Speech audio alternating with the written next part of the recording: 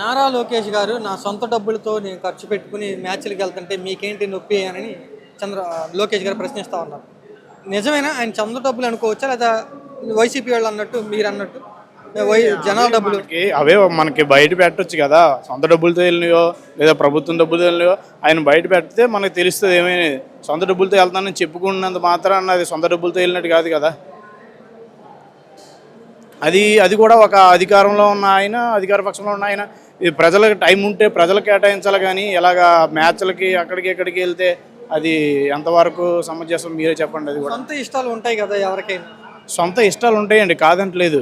అలాగని ప్రజల సొమ్ముని ఎలా దుర్వినియోగం చేయకూడదు కదా. ప్రజల సొమ్ముని మేమేం దుర్వినియోగం చేయట్లేదు, సంపద సృష్టిస్తున్నాం, కంపెనీలు తీసుకొస్తున్నాం, ఉద్యోగాలు ఇస్తున్నాం అని చెప్తున్నారు లోకేష్ గారు. ఎక్కడ సార్ చెప్పండి, కంపెనీలు ఎక్కడొచ్చాయి చెప్పండి, మీరే చెప్పండి. సంపద ఎక్కడ సృష్టిస్తున్నారు తెలుస్తుంది కదా జనాలకి. ఏది సృష్టించిన సంపద ఏది? సంపద సృష్టిస్తే ఇన్ని కోట్లు అప్పు ఎందుకు చేస్తారు? అది మీకు తెలుస్తుంది కదా సార్, జనాలకు తెలుస్తుంది. మనం చెప్పుకున్నంత మాత్రాన అన్నీ ఇది కాదు. దాదాపు 6 లక్షల ఉద్యోగాలు ఇచ్చామని మన అసెంబ్లీలో చంద్రబాబు గారు చెప్పారు. ఇంకా అవి మనం మాట్లాడుకోవాల్సిన పనే లేదు సార్. ఇంకా దానికోసం అయితే 6 లక్షల ఉద్యోగాలు ఎక్కడివి సార్? ఎక్కడున్నాయి చూపించండి, మీరే చూపించండి. మీ నియోజకవర్గంలో ఏమైనా వచ్చినాయా? కొంతమంది నియోజకవర్గంలో ఎక్కడొచ్చేసారు ఉద్యోగాలు? వస్తే చెప్తాం కదా. మా దగ్గర ఎవరికి ఉద్యోగాలు రావట్లేదు. ఇప్పుడు అప్లికేషన్లు పెట్టుకుని తిరుగుతున్నారు పాపం జనాలు. కుర్రోళ్ళు యువత అంతా డిగ్రీలు బీటెక్లు కంప్లీట్ చేసుకుని తిరుగుతున్నారు, కానీ ఎవరికి ఉద్యోగాలు లేవు, ఏమీ లేవు సార్. ఓకే, మరి ఏం చేస్తున్నారు? ఉద్యోగం ఇవ్వలేకపోతే నిరుద్యోగ భృతి 3000 ఇస్తా ఉన్నారు. ఎవరికి వస్తుంది సార్ నిరుద్యోగ భృతి? ఎవరికి వస్తుంది చెప్పండి?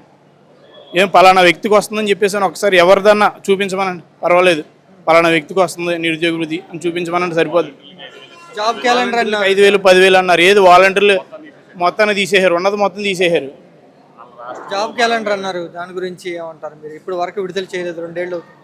సరే, ఉన్నదానికే లేదంటే మళ్ళీ జాబ్ క్యాలెండర్ కూడా విడుదల చేస్తారా సార్? వాలంటీర్ 10,000 జీతం పెంచుతానన్నారు, వచ్చి రాగానే ఉన్న వాలంటీర్లు తీసేశారు.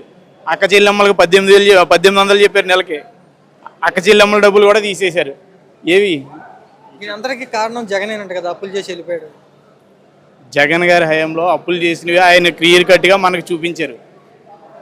ఆ చూపించిన అప్పులకి ప్లస్ ఏంటంటే మనకి ఇచ్చిన పెట్టుబడులకి అన్నిటికీ సరిపోయింది. ఇక్కడ ఏంటి వీళ్ళు చేసేది ఏంటి?